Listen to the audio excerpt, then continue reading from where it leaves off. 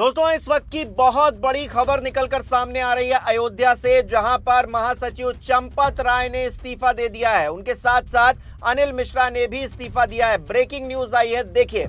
भास्कर की यह खबर है, लिखा है राम मंदिर चढ़ावा चोरी, ट्रस्ट महासचिव चंपत राय का इस्तीफा, ट्रस्टी अनिल मिश्रा की छुट्टी, चंपत के ड्राइवर टिन्नू समेत 8 गिरफ्तार। खबर में अंदर लिखा है, अयोध्या राम मंदिर चढ़ावा चोरी मामले में मंदिर ट्रस्ट के महासचिव चंपत राय और ट्रस्टी डॉक्टर अनिल मिश्रा ने इस्तीफा दे दिया है। दोनों ने ट्रस्ट के अध्यक्ष महंत नित्य गोपाल दास को इस्तीफा सौंपा है। ट्रस्टी नपेंद्र मिश्रा ने दैनिक भास्कर को बताया है कि चंपत राय और अनिल मिश्रा के इस्तीफे की सूचना मुझे मिली है, तो ये कंफर्म हो गया है कि इस्तीफा दिया गया है चंपत राय की तरफ से और अनिल मिश्रा की तरफ से। लेकिन ये जो पूरा खेल है, इसमें कहीं ना कहीं इन बड़े पदाधिकारियों को बचाने की भी कोशिश की जा रही है, क्योंकि जिस तरह से रातों रात एफआईआर दर्ज की गई, गिरफ्तारियां हुई और उसके बाद ये इस्तीफे हो रहे हैं, कहीं ना कहीं पूरा खेल समझने की कोशिश कीजिए दोस्तों। क्योंकि अरविंद केजरीवाल आज अयोध्या में है। अयोध्या वो रामलला के दर्शन करने पहुंचे और इस दौरान उन्होंने क्या कहा? उन्होंने कहा कि ये जो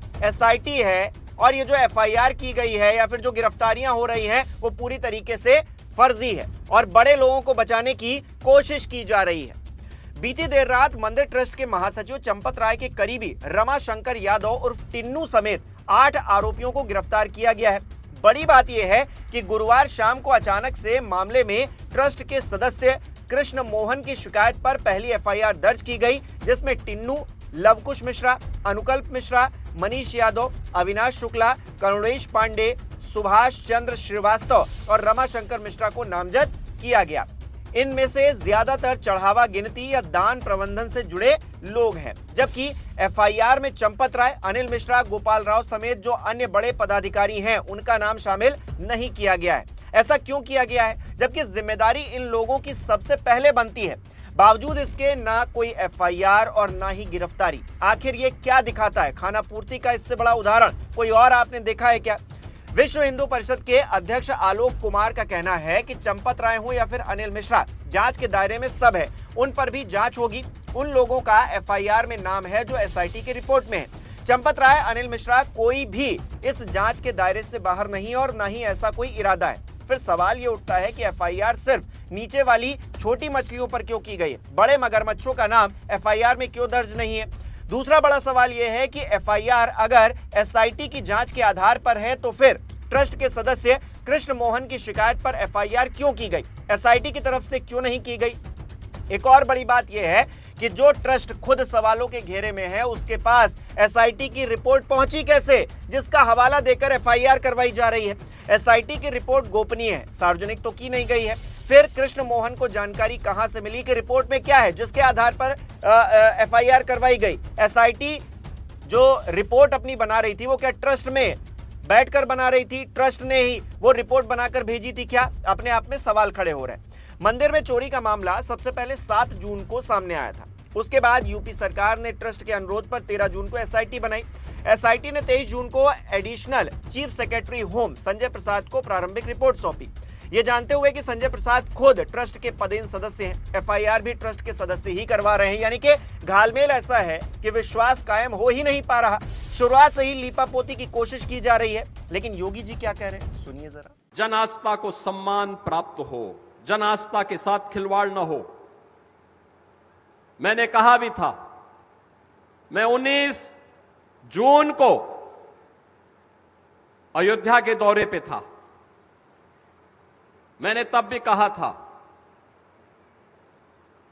अयोध्या हम सबकी आस्था की प्रतीक है, भारत के सनातन धर्म की आस्था की प्रतीक है। अयोध्या पर आक्षेप मत करो। प्रभु श्री राम की मर्यादा का पालन करना सीखो और अयोध्या के बारे में जो कदपे समाचार मिल रहे थे, हमने कहा था एसआईटी गठित की गई है। एसआईटी की रिपोर्ट आने के साथ ही हमारी कार्रवाई भी प्रारंभ हो जाएगी। और आपने देखा होगा, एसआईटी की रिपोर्ट आई, तुरंत कार्रवाई प्रारंभ हो गई। और मैं आश्वस्त करता हूं, जो मैंने कहा था, दूध का दूध और पानी का पानी हम करके रहेंगे। अयोध्या को बदनाम कौन कर रहा है योगी जी? एसआईटी की रिपोर्ट में क्या है? सार्वजनिक तो हुआ नहीं और आप दूध का दूध और पानी का पानी करने की बातें कह रहे हैं। जिस ट्रस्ट के पदाधिकारी सवालों के घेरे में हैं, वो खुद जाकर एफआईआर करवा रहे हैं और इसे आप कानून का राज कहते हैं। 2 हफ्तों से आधा दर्जन शिकायतें और तहरीर थाने पहुंच चुकी हैं, तब तो कोई एफआईआर दर्ज नहीं हुई, क्योंकि उसमें चंपत राय, अनिल मिश्रा, गोपाल राव जैसे लोग फंस रहे थे और आप प्रभु श्री राम की मर्यादा का पालन सिखा रहे हैं। मर्यादा का पालन यह होता है कि चंपत राय से लेकर जितने भी बड़े मठाधीश वहां पर ट्रस्ट में बैठे हैं, जिनकी नाक के नीचे जानते हुए या अनजाने में ये पूरी डकैती डाली गई है चढ़ावे में, उन सब पर एफआईआर होती और सख्ती से पूछताछ होती। आपकी पुलिस तो उल्टा लटका देती है ना, लेकिन आपकी एसआईटी क्या कर रही है? वो पैर छूकर जानकारी लेने पहुंच रही है अयोध्या। जिन्हें चोरी रोकनी चाहिए थी, उन्हीं की मर्जी के अनुसार रिपोर्ट बनाई जा रही है। बात सिर्फ चंदा चोरी की भी नहीं है, जमीन घोटालों का कोई हिसाब किताब है क्या? सांसद संजय सिंह ने एसआईटी को जमीन धांधली से जुड़े सारे दस्तावेज सौंप दिए हैं। हालांकि इन दस्तावेजों में ज्यादातर का खुलासा साल 2021 में ही हो चुका है, बावजूद तब से अब तक कुछ भी नहीं हुआ। अयोध्या में राम मंदिर के नाम पर जमीन सौदों का भ्रष्टाचार जांचने के लिए 2021 में राधेश्याम मिश्रा कमेटी भी बनाई गई थी। उसका कोई हिसाब किताब है जो आप बता रहे हैं कि ये जो एसआईटी बनाई गई है ये दूध का दूध और पानी का पानी कर देगी? राम के नाम पर लूट मची है और योगी जी आप कहते हैं कि एसआईटी रिपोर्ट आते ही कार्रवाई शुरू हो गई। और जहां तक बात रही आक्षेप की, तो आक्षेप अयोध्या पर नहीं है, ना ही प्रभु श्री राम पर है। उन पर कोई आक्षेप लगा भी नहीं सकता है, इतनी औकात किसी की नहीं है। लेकिन आक्षेप तो आपकी भावना और ढोंग पर लग रहे हैं। जो लूट मचा रखी है, उनके लुटेरों डकैतों को बचाने की कोशिश की जा रही है, उस पर आक्षेप है। धर्म के नाम पर सियासी रोटी सेकते रहो और कुछ कोई बोले भी ना, बोले तो उसे धर्म विरोधी बताकर शांत करवा दो। गजब का खेल है भाई। कहा कुछ जाता है, किया कुछ जाता है। खुद भाषण दें तो ठीक, लखनऊ अग्निकांड से आहत महिला जब आपके मुंह पर पोल खोलने लगे तो उसे बोल दो भाषण मत दो। महान है आप योगी जी। दोस्तों, कुछ लोग ऐसे भी हैं जो इतना सब कुछ होने के बावजूद अखिलेश यादव और राहुल गांधी को कोस रहे हैं। बोल रहे हैं कि जिन लोगों पर एफआईआर हुई है वो इंडिया गठबंधन वाले, टिन्नू के नाम के पीछे चूंकि यादव लगा है तो वो अखिलेश यादव का करीबी हो गया।